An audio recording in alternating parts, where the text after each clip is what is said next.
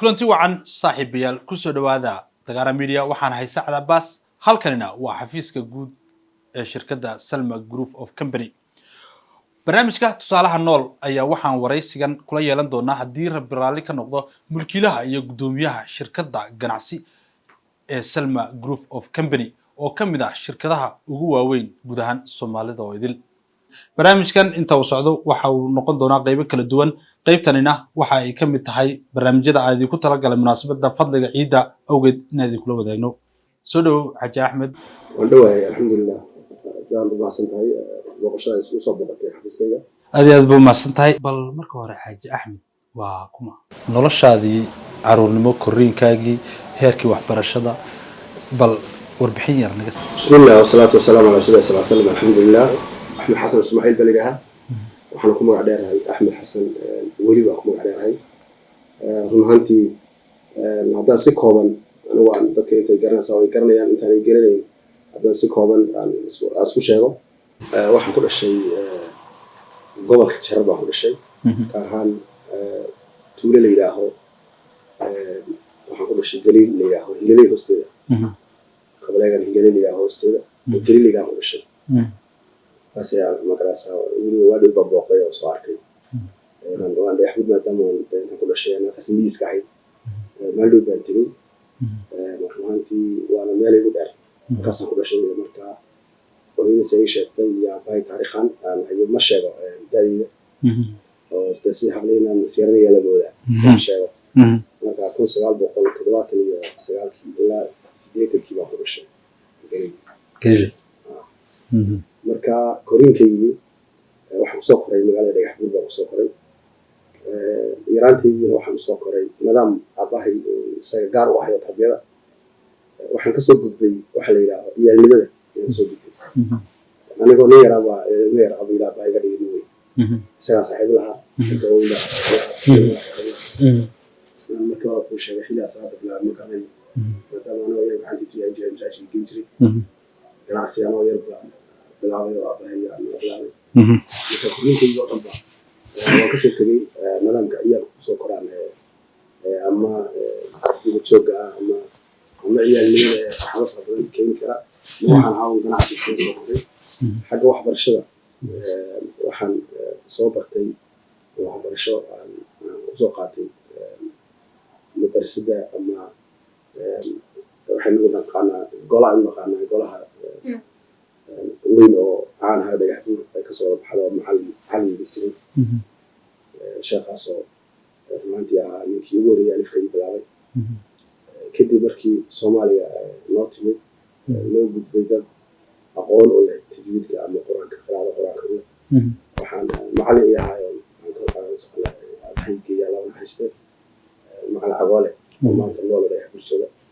isla macallinkayga ahaa sidoo kale waxaan soo qaatay waxbarashadii dadka oo kale nacay diiniga soo qaatay marka aniga waxbarashada markaan soo wariyo waxay ku egtahay waxbarashada diiniga asalka la yiraahdo waxbarashada asalka diinta ah soo qaatay laakiin iskoolka marka la yiraahdo dugsi dhaxal kaga baxay iskoolka sidaan hore ku soo sheegay aad uma jecel iskoolka inaan ku soo mashquuliyo waqti iskaga lumiyo yaraantayda waxaan aad jeclaa ganacsiga iyo diinta inaan isku mashquuliyo maanta intii ma ku ilaalin sidoo kale anigu waxaan leeyahay shan hooyaan leeyahay waa beela naxariista iga dhintay carruurtani waxa weeye waa 26 carruur baan anu 26 ku hayo walaalahay ani ahaan maanta waxa weeyaan saddex dumar ayaa maafla ku hay oo waalida afar waalidaan nahay carruurtani waxa weeyaan maanta 16 bay maraysaa ma sha Allah isbedel ka badan intaas loo soo koobi karaa iyo inaan hay muassaskii ama asaasihii Salma Group shirkaddan magaca Salma Group leeyahay waxa weeye waxay ka soo jeedaa inanteeda yaan u macdaray waxa weeye waxaan hay Abu Salma Group Salma Beed baan ganacsigaaga halkeed ka bilowday alxamdulillah ganacsigayga ruuxantii waan qiyaasaa oo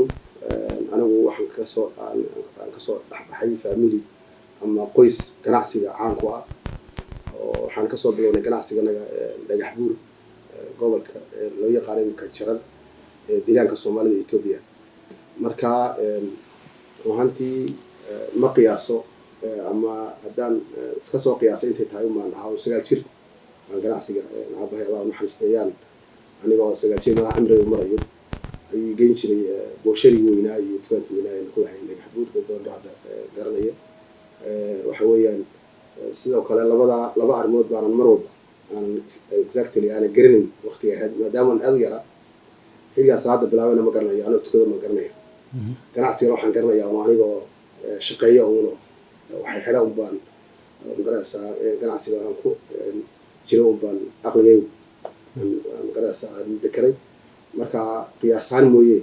abay laakiin Allah naxariisto uu sheegay jiray asiga jirkay inaan si caadi ganacsiga aan ula qaban jiray marka halkaas ma ku soo barbaaray ganacsigiisa marka ganacsiga aad qaban jirtay muxuu ahaa noocma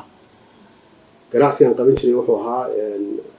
aabahay horta kalkaaliye oo maadaama tababar ganacsigiisa xilligan aan iska yaraa waxbarasho diimeedna aan ku jiray oo quraanka macadka quraanka dhigan jiray xilliyada aan quraanka ka imaado ayuu aabo geyn jiray boosharigiisa meesha loo yaqaan tukaan weyn oo bagaashka iibiya iyo cuntooyinka raashinka wax kasta yani supermarket weyn Soomaalida fahmaysa ayaan ku lahayn dhagaxbuur oo dhammaan dhagaxbuur oo dhan ka adeegato halkaas oo aabo marka tababar uu siin jiray ganacsiga maadaama himilada aabahay ahayd Allah naxariistay in aan ganacsiga aan ka nasiyo shaqadeeda iyo dhaxalka ka dhaxlayaan oo ganacsi noqdo marka kaas tukaankaas ka soo bilaabay lana wadaaga asxaabtaada afaaladaadu waa muhiim Dagaaran Media waa saaxiibka dadweynaha